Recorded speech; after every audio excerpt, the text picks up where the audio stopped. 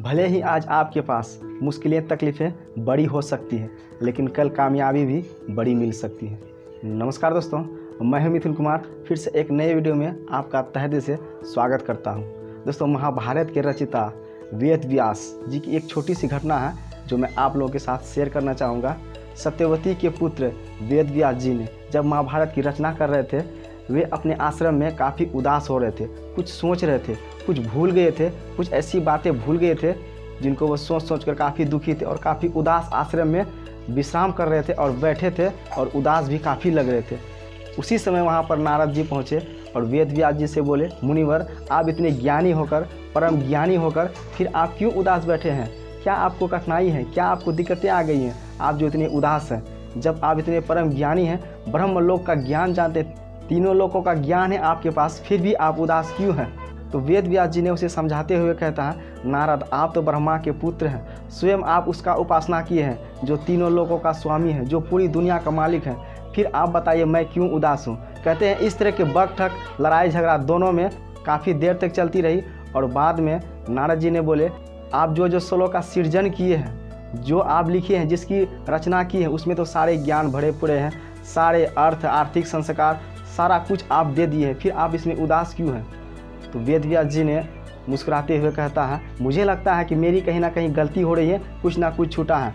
मैं जिस श्लोक का, जिस वाक्य का, जिस पद का निर्माण किया हूँ, उसमें श्री विष्णु श्री कृष्ण जी की वर्णन नहीं है। जिन वाक्यों में, जिन शब्दों में श्री विष्णु जी के चरणों का ज्ञान न हो, उसके बारे में चर्चा न हो, उसके बारे में व्याख्या न हो, तो उस पद का निर्माण करके कोई फायदा नहीं है। उस वाक्य को पढ़ करके लोग ज्ञान प्राप्त नहीं करेंगे। जितने भी मुनिवर हैं उसके गीत को गाकर आनंद नहीं प्राप्त कर पाएंगे और स्वयं विष्णु कृष्ण भगवान जी को भी नहीं प्राप्त कर पाएंगे। इसीलिए मुझे लगता है कुछ ना कुछ छूट रहा है, इसीलिए मैं उदास बैठा हूँ।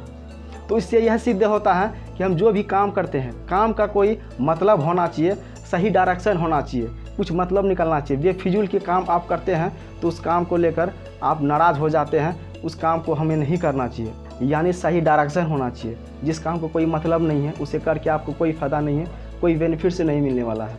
तो जो भी आप काम करते हैं, लक्ष्य होना चाहिए, उसका कोई गोल होना चाहिए कि हाँ, आप इस काम को कर कर उस लक्ष्य तक पहुंच सकते हैं, अपना गोल सेट कर सकते हैं जाकर। ये हुआ लक्ष्य। जैसे वेद व्यास जी ने, उसका कहीं ना कहीं गलती हुआ था, जो वो पद का निर्माण किए थे, वाक्य का जो निर्माण करते, श्लोक जो होते हैं महाभारत में हमारे, तो उसमें कहीं ना कहीं विष्णु जी छूट रहे थे, श्री कृष्ण जी छूट रहे थे, इसीलिए वे नाराज़ थे।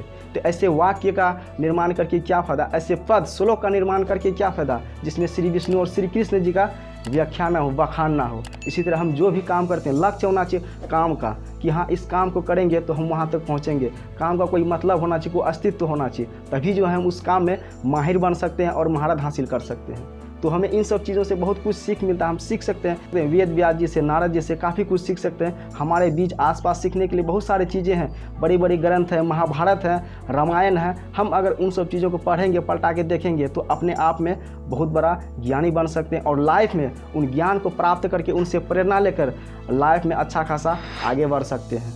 ऐसे ही वीडियोज़ को पाने के लिए चैनल को लाइक, सब्सक्राइब, शेयर जरूर कीजिए। तो मिलते हैं किसी ऐसी ही वीडियो में, तब तक के लिए जय हिंद, वंदे मातरम।